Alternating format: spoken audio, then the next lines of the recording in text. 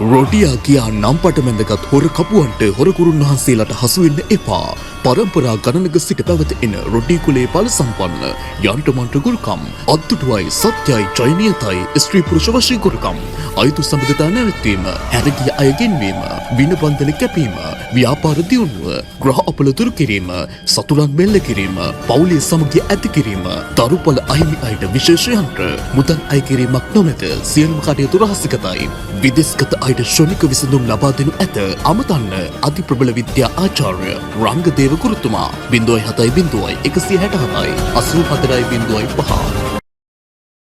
අතිඋතුම් මහා කාලී අම්මාගේ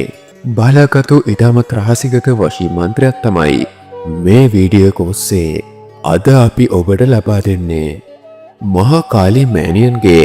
ඉතාමත්ම ප්‍රබල මන්ත්‍ර අතරින් ඉහළින්ම ඇති මේ මන්ත්‍රය ඔබගේ හිතේ ඉන්න ඕනෑම අයෙක් හා ඕනෑම කාරණාවක් ඒ ආකාරයටම ඉටු කර දීමට සමත් වෙන බලගතු මන්ත්‍රයක්. ඒ වගේම හැරගිය ආදරය නැවත ඔබ වෙතට ලබා ගැනීමට මේ මහා බලගතු මන්ත්‍රය ප්‍රයෝජනවත් වෙනවා. ඕනෑම දුකකට කරදරයකට ඒ වගේම අසාධාරණයක් වුණොත් සාධාරණය ඉෂ්ට කරන්නට මහා කාලී අම්මා තම බැතිමතුන්ට පිහිට ආරක්ෂාව බැල්ම යොමනවා. ඒ උතුම් මහා කාලී අම්මාගේ පිහිට ආරක්ෂාව බැල්ම ලැබ ඔබේ හිතේ තියෙන කාරණාව ඉටු කරගන්නට මේ මන්ත්‍රය දිනකට 108 වාරයකින් දින 21ක් ඔයා ශ්‍රවණය කරන්නට ඕනේ. දිනපතා වුණත් මේ මන්ත්‍රය භාවිතා කරන්නට ඔබට පුළුවන්. දිනපතාම මේ ශ්‍රවණය කළ හැකි නම් කාලී මෑණියන්ගේ පිහිට ආරක්ෂාව බැල්ම ඔබට ලැබෙනවා. ඒ වගේම අනිවාර්යෙන්ම මම මේක කියන්න ඕනේ. ඔබට කිසිදාක අගහිඟකමක් නම් ඇති වෙන්නේ නැහැ. ඒ වගේම ඔබට එන සතුරු කරදර දුක්ඛම් කටළු ඔබට ළඟා වෙන්නට පෙරම විනාශ වී යනවා. අනවින කොඩිවින හදිහෝනියම් ආදිය දෝරින් බූත වෙලා යනවා. දිනයේ 108 වාරය ශ්‍රවණය කළ පසු කාලී අම්මා ඔබගේ ඉදිරියේ ඉන්නවා සිතාගෙන ඔබගේ ඕනෑම දුකක් කරදරයක් ආදරය පිළිබඳ ගැටලුවක් ඇත්නම් කාලී මෑණියන්ට ඒ පිළිබඳව කියා සිටින්න. ඒ වගේම මේ මන්ත්‍රෙන් ඔයාට අනිවාර්ය ප්‍රතිඵල මේ මොහොතම උනත් ලැබෙනවා. ඒ ඔබගේ විශ්වාසය සහ භක්තිය මත සිදුවන දෙයක්. එසේ ප්‍රතිඵල ලැබුණු වහාම ඔබ යම්කිසි පිනක් සිදු කර ඒ පින කාලී මෑණියන්ට අනුමෝදන් කර සිටින්න. ඔබට නිරන්තරයෙන්ම පිහිට වෙන්නට කාලී අම්මා ඔබ අසලින්ම සිටිනවා. මෙම අතිශය බලගතු වශී මන්ත්‍රය මගින් ඔබගේ හැරගිය පෙම්වතා හෝ පෙම්වතිය හැරගිය සැමියා පිරිඳ නැවත ඔබ ළඟටම ගෙන්වා ගැනීමට ඔබට හැකියාව තිබෙනවා. ඒ වගේම ආදරයේදී ඔබට යම් අසාධාරණයක් සිදු වුණා නම් එම අසාධාරණය කාලී මෑණියන්ට පවසා ඔබට සාධාරණය ඉෂ්ට කර ගැනීමටත් මේ මන්ත්‍රය මගින් පුළුවන්. ඒ වගේම ඔබගේ විවාහය තවමත් ප්‍රමාද නම් එම විවාහය ප්‍රමාද නොවී ඉදිරියට කරගෙන යාමට ඉතාමත් ඉක්මනින් කරගෙන යාමට මේ මන්ත්‍රය භාවිතා කරන්නට පුළුවන්. අපි දින 21ක් ශ්‍රවණය කරන්න කිව්වට මේන් ප්‍රතිඵල ලැබෙන්නට දින 21ක් යන්නේ නම් නැහැ. මේ මොහොතේ මුණත් ඔයාට ප්‍රතිඵලයක ඉඟිතෙනේවි. හැබැයි ඔයා දින 21ක් අනිවාර්යෙන්ම ශ්‍රවණය කරන්න. මොකද මේ මන්ත්‍ර ශ්‍රවණය කළ යුතු වාර ගණනක් තියෙනවා. ඔබට අනිවාර්යෙන්ම කාලී මෑණියන් පිහිට වෙනවා. ඒක අපි දන්නා ස්ථිර කරුණක්. ඔබට කාලී මෑණියන්ගේ පිහිට ආරක්ෂාව ඇල්ම පැල්ම නොමදව ලැබේවා. ඒ වගේම ඔබගේ සියලුම දුක් කරදර දුර වී ඔබගේ ජීවිතයේ සාර්ථකත්වයට පත් වී ඔබගේ ආදර ගැටලු විසඳී ඔබගේ ජීවිතය සතුටින් සෞභාග්‍යමත්ව ඉදිරියට යාමට හැකි වේවා කියලා ආශිර්වාද අපි හදවතින්ම ඔබ වෙනුවෙන් ප්‍රාර්ථනා කර සිටිනවා. ඒ වගේම මේ වගේ මන්ත්‍ර නිතරම ශ්‍රවණය කිරීමට 70,000කට අධික YouTube ග්‍රාහක සංඛ්‍යාවක් සිටින අපගේ ආශිර්වාද YouTube නාලිකාවත් subscribe කරන්න. ඒ වගේම ඔබගේ අදහසත් ඔබගේ අත්දැකීමත් පහලින් කමෙන්ට් එකක් දාන්න. අනිවාර්යෙන්ම වීඩියෝ එකට ලයික් කරන්න. එවිට ප්‍රශ්නවලින් මිරිකී සිටින ගොඩක් දෙනෙක්ට මෙම මන්ත්‍රය දැකීමට සැලසෙනවා. එයින් ඔබට මහඟු පිනක් අත්වෙනවා. ඔවුන්ගේ ප්‍රශ්න ගැටලු විසඳා ඔවුන්ගේ ජීවිතය සාර්ථකත්වයට පත් කර දීමට ඔබත් නිසැකව පිහිට වුණ නිසා. එහෙනම් ඔබට කාලි අම්මාගේ පිහිටයි.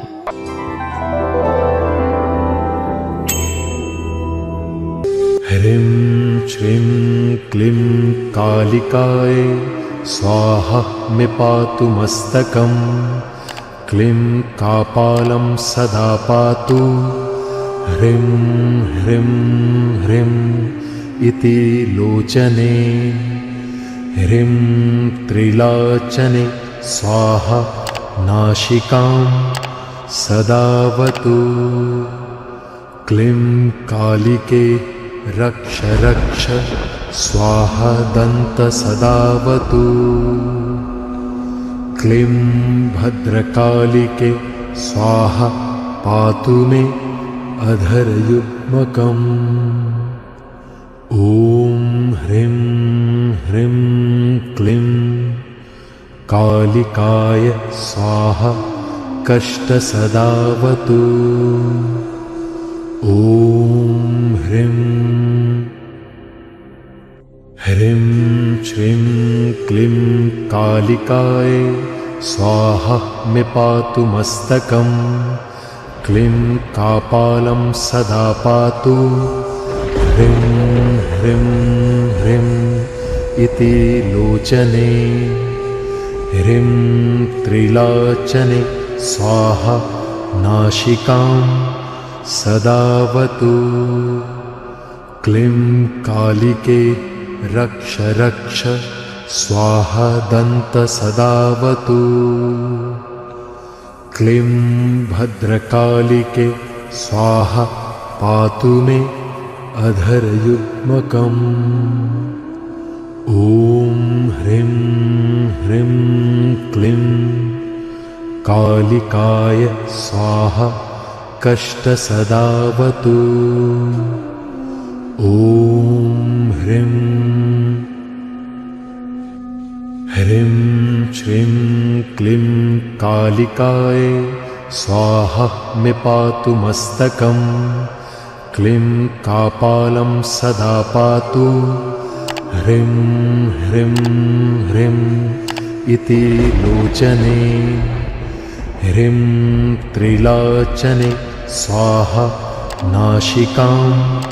सदावतु क्लीं कालिके रक्ष रक्ष स्वाहा दंत सदावतु क्लीं भद्रकालिके स्वाहा पातु मे अधर युग्मकम् ॐ ह्रीं ह्रीं क्लीं कालिकाय स्वाहा कष्ट सदावतु ॐ ह्रीं ह्रीं श्रीं क्लीं कालिकाय स्वाहा मे पातु मस्तकं क्लीं कापालं सदा पातु ह्रीं ह्रीं ह्रीं इति लोचने ह्रीं त्रिलोचने स्वाहा नाशिकां सदावतु क्लीं कालिके रक्ष रक्ष स्वाहा दंत सदावतु क्लीं भद्रकालिके स्वाहा पातु मे अधर युग्मकम् ॐ ह्रीं ह्रीं क्लीं कालिकाय स्वाहा कष्ट सदावतु ॐ ह्रीं ह्रीं श्रीं क्लीं कालिकाय स्वाहा मे पातु मस्तकं क्लीं कापालं सदा पातु ह्रीं ह्रीं ह्रीं इति लोचने ह्रीं त्रिलोचने स्वाहा नाशिकां सदावतु क्लीं कालिके रक्ष रक्ष स्वाहा दन्त सदावतु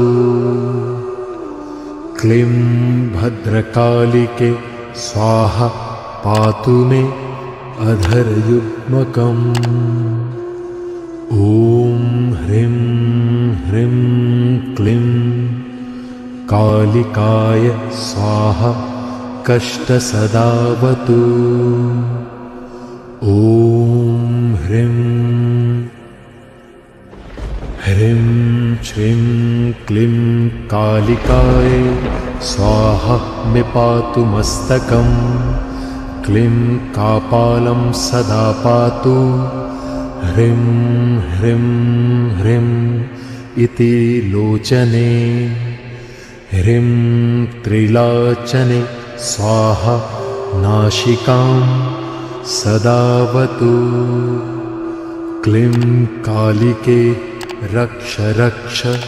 स्वाहा दन्त सदावतु क्लीं भद्रकालिके स्वाहा पातु मे अधरयुग्मकम् ॐ ह्रीं ह्रीं क्लीं कालिकाय स्वाहा कष्टसदावतु ॐ ह्रीं ह्रीं श्रीं क्लीं कालिकाय स्वाहा मे पातु मस्तकम् क्लीं कापालं सदा पातु ह्रीं ह्रीं ह्रीं इति लोचने ह्रीं त्रिलोचने स्वाहा नासिकां सदावतु क्लीं कालिके रक्ष रक्ष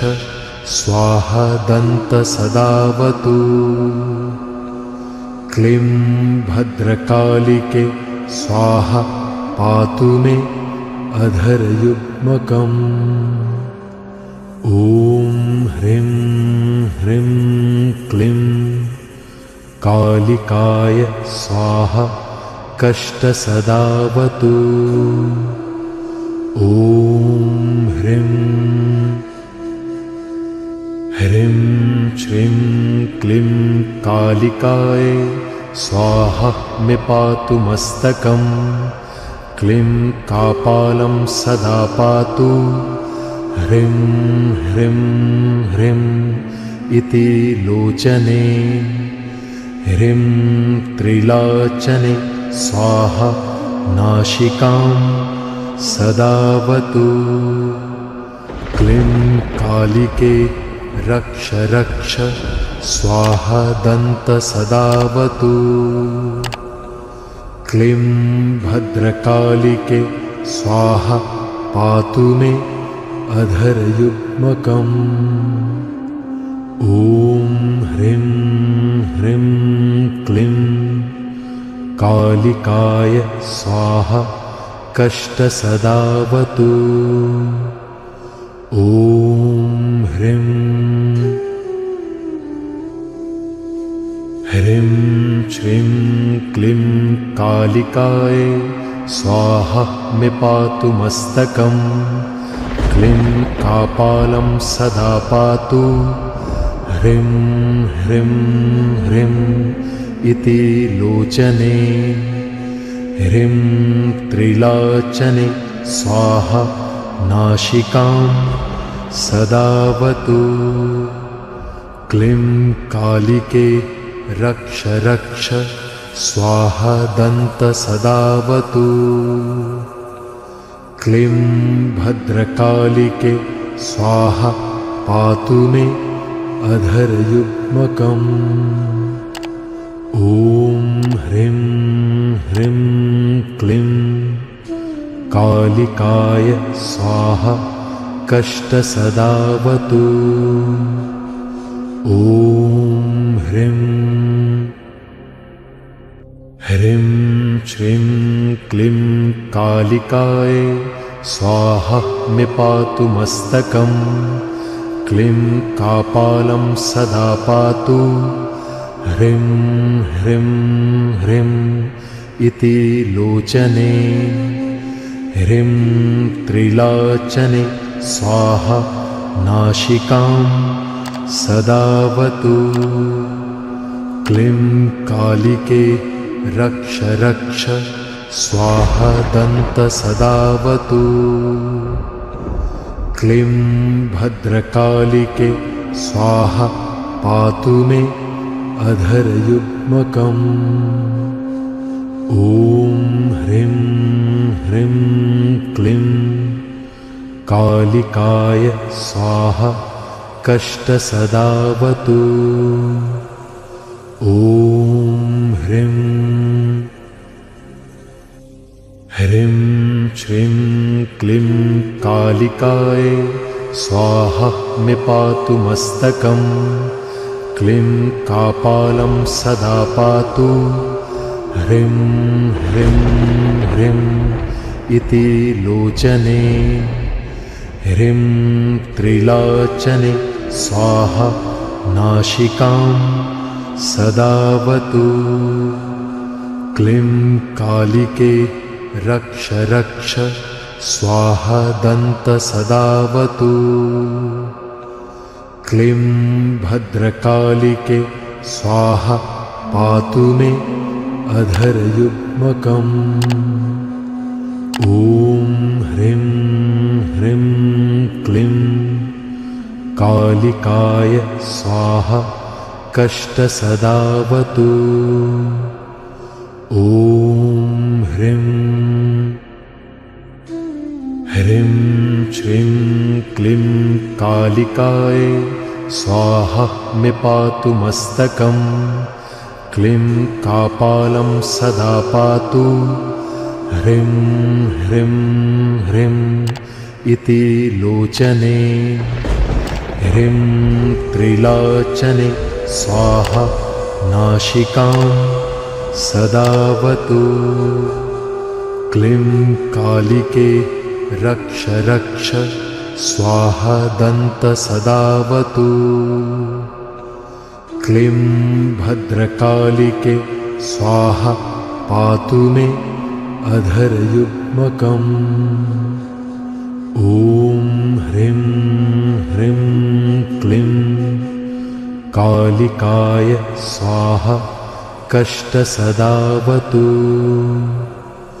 ॐ ह्रीं